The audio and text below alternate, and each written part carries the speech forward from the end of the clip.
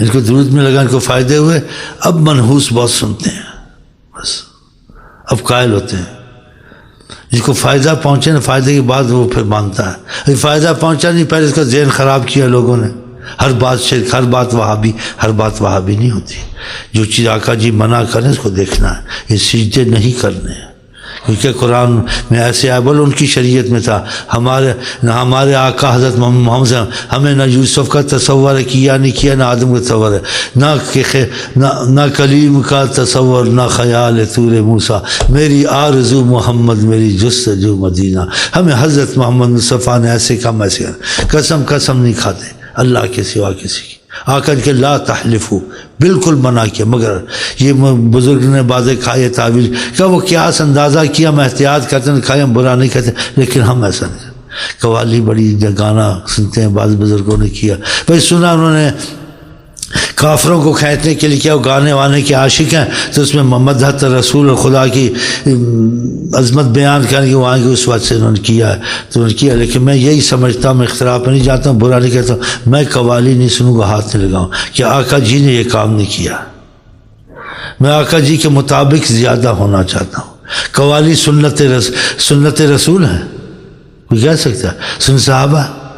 بتائیں آپ، ایسی چیزوں کو لانا، اس پہ جبر کرنا، قوالوں کے ایسے کام نہ کریں۔ ہاں جو آقا جی نے معاملہ کیا وہی کریں، اسی میں آپ کی نجات ہے۔ آقا جی کا ما انا علیہ و اصحابی، جس پر میں ہوں میرے صحابہ وہ نجات پائیں گے، تو صحابہ نے یہ کام نہیں کیا۔ ہم آقا جی کے لیے ساری عمر کے لیے میلاد میں کھڑے ہونے کے تھے، ہم نہیں کھڑے ہوتے، آقا جی نے ایسے نہیں کیا، صحابہ نے نہیں کیا۔ یہ جو نہ کر اس کو گالیاں، یہ بے ادب گستاخ ہے، آقا جی نے ایسے کیا؟ بعض بزرگوں نے کیا، محبت شوق سے کیا، بزرگ تو اپنے کو خدا بھی کہہ دیتے ہیں، بزرگوں کا کون مقابلہ کرے؟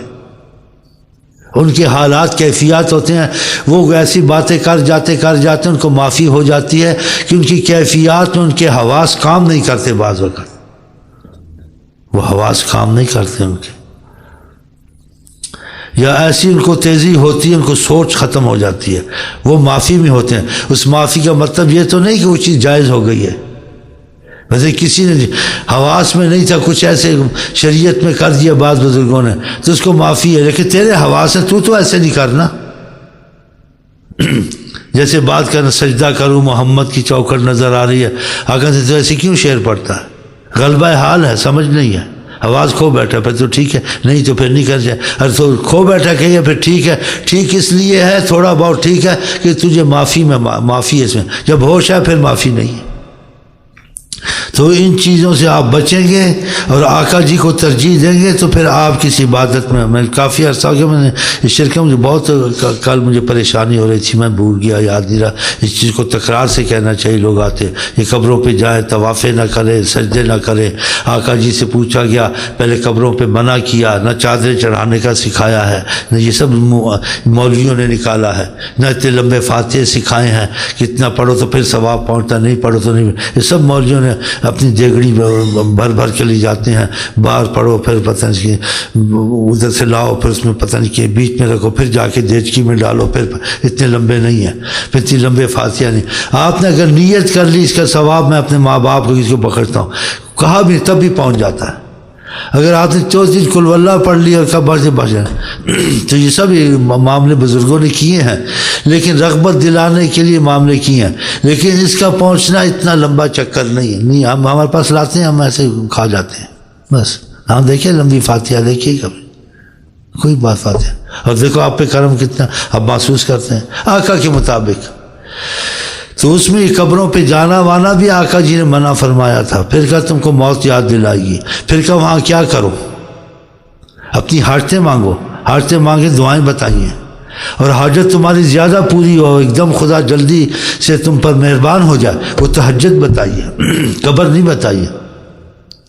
قبر پہ کیا بتایا کہ یہ دعا پڑھا کرو اگر جاؤ، انتم صلی اللہ، تم چلے گئے ونحن بکم لاحقون، ہم پیچھے آنے والے ہیں، اللہ تم پر بھی رحم کرے، ہم پر بھی رحم کرے، لمبی درد کم، یہ بتا، یہ نہیں کام پر جو چلے کاٹنے، وہاں پڑا رہنا، پتہ نہیں کیا کیا کرنا، منتے ماننی، ان کو پکارتے رہنا، داتا کرم کر دے، داتا کرم، یہ باتیں نہیں سکھائیں،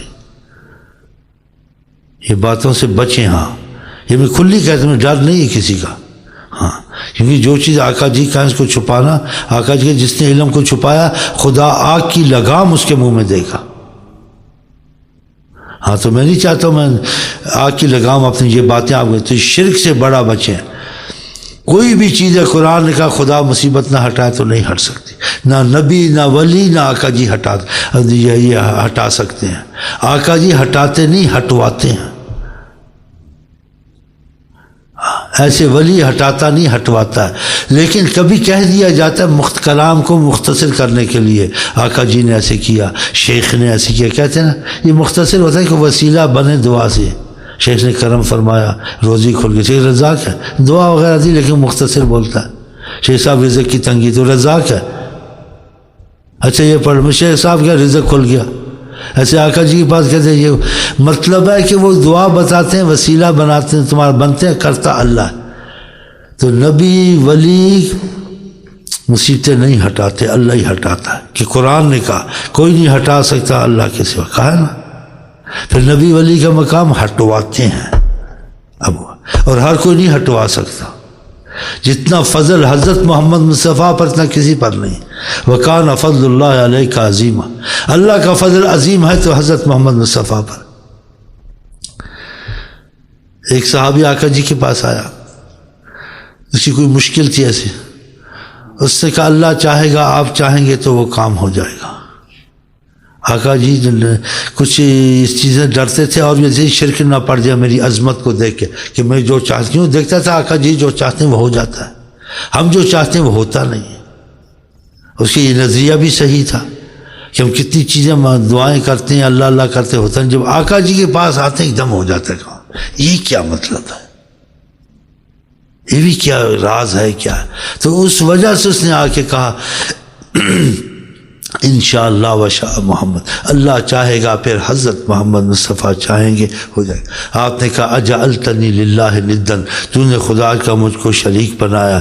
قل انشاء اللہ وحدہ، تو کہہ اللہ اکیلا چاہے گا، ہمیں بیچ میں مت لاؤ۔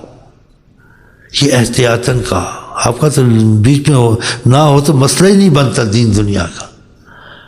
قل انشاء اللہ وحدہ، اللہ اکیلا چاہے گا، ہماری بات چھوڑ دو۔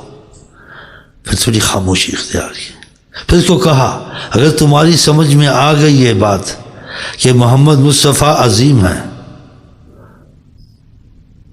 اور اگر یہ کسی معاملے میں وسیلہ بنتے ہیں تو کام بڑی جلدی ہوتے ہیں، تو پھر ایسے کہو انشاءاللہ ثم شاء محمد، اللہ چاہے گا پھر حضرت محمد مصطفیٰ چاہے، یعنی بیچ میں فرق رکھ کے کہو، ملا کر مت کہو میرا خدا۔ دیکھا کیسا سمجھایا، پہلے کہا بس اللہ، پھر خاموشی اختیار کی، پھر کہا اب ایسے کہو اگر تم دیکھتے ہو، کیوں دیکھتا تھا نا، ہم اتنی دعائیں مانگتے بارش ہوتی نہیں، ان کے پاس ایک دم ہو جاتی ہے، تو پھر یہ کیا وجہ ہے؟ کتنی بیماریاں ٹھیک ہوتی ہیں، اللہ اللہ کر کے مر جاتے ہیں، نہیں ٹھیک ہوتی، ان کے پاس ایک دم ٹھیک ہو جاتی ہیں، تو پھر یہ کیوں ہوتی ہیں؟